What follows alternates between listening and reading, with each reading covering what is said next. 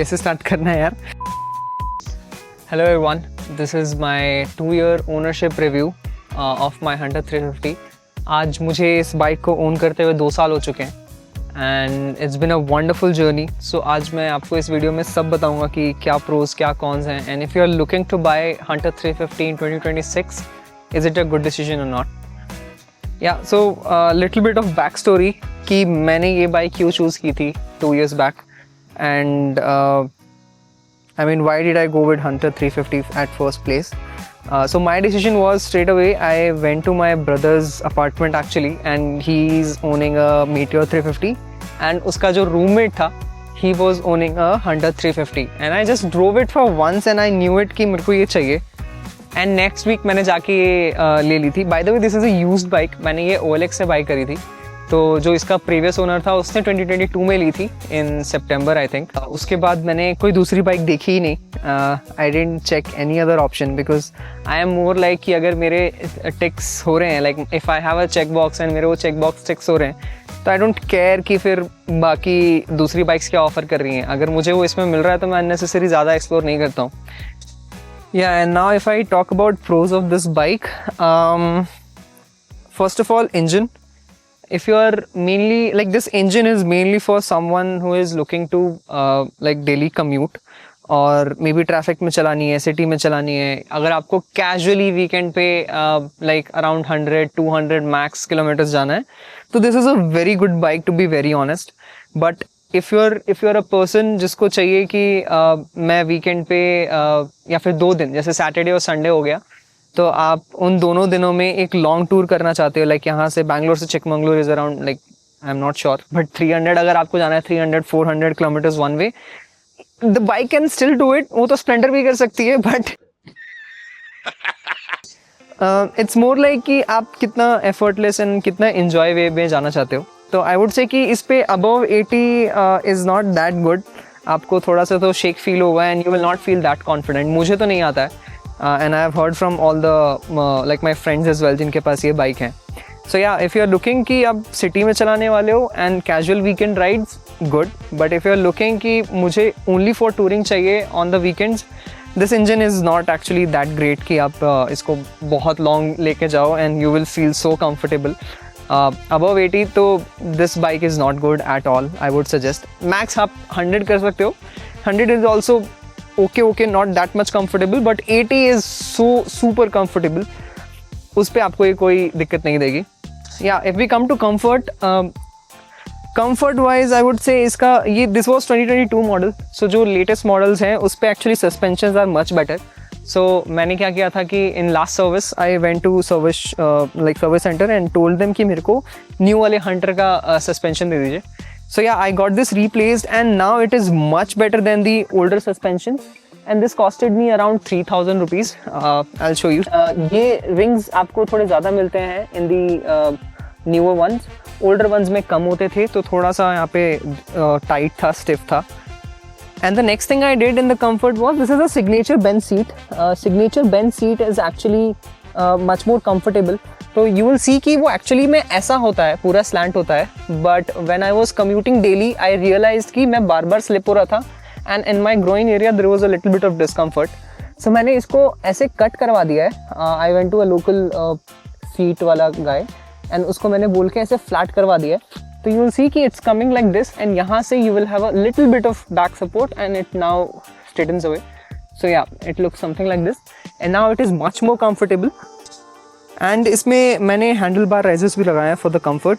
मेरा हाथ थोड़ा मतलब I am little bit of smaller in height तो मेरे को ऐसे आगे हाथ ज़्यादा करना पड़ता था तो मैंने यहाँ पे हैंडल बार राइजेस लगाए and this is more towards height and reach as well ताकि थोड़ा सा इधर भी हो जाए.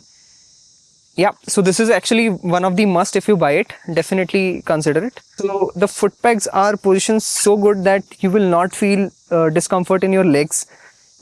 उसकी पोजिशनिंग बहुत अच्छी है एंड ये आप एक बार हैंडल बार राइजेस लगा लोगे तो आपकी पोजीशनिंग बहुत अच्छी हो जाती है. यू कैन सी कि इट्स ऑलमोस्ट 90 डिग्री, थोड़ा बहुत पीछे है but if you are a smaller height like me it will not bother you much. But if you have a like 6 feet और मोर देन 6 feet सो उस case में ये आपको पैर पे थोड़ी सी दिक्कत देगा. And yes, but I would say overall the positioning is very good. ये overall ये जब ये पीछे आ गया थोड़ा सा हैंडल बार राइजेस लगाने के बाद, उसके बाद से बहुत बेटर हो गया. I usually ride like this and it is very comfortable in cities. My office is around 32 kilometers from my home and I would say मुझे तो कभी भी comfort wise इतना पेन फील नहीं हुआ. थोड़ा बहुत तो होगा ही बिकॉज ऑफ बैंगलोर ट्रैफिक. मेरे को बार बार क्लच और वो सब. Oh by the way one more thing, मैंने इसमें क्लच का भी मॉड कराया है which was actually initially a little bit of discomfort for me. So in newer bikes you have the easy clutch. This is actually older one. यहाँ पे मैंने क्या किया है, प्रो स्पेक का एक क्लच आता है इजी क्लच करके, मैंने वो यहाँ पे इंस्टॉल किया हुआ है.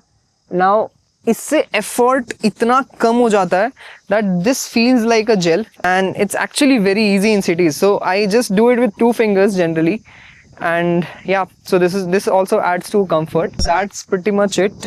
Comfort, engine, suspensions, I think I've talked about it all.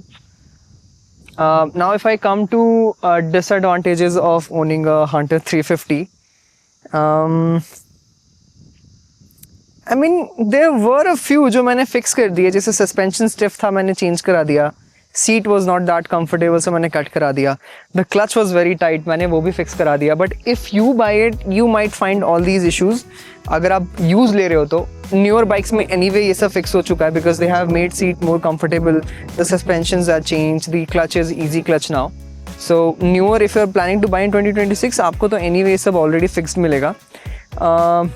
One thing that I find very annoying, only one thing, and that is the engine's tappet noise. So engine makes this very bad tick kind of noise after like 2 to 3 kilometers when you drive.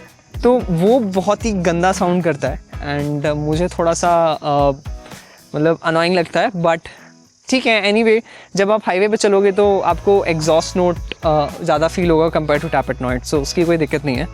I'll show you guys the exhaust sound as well. Yeah.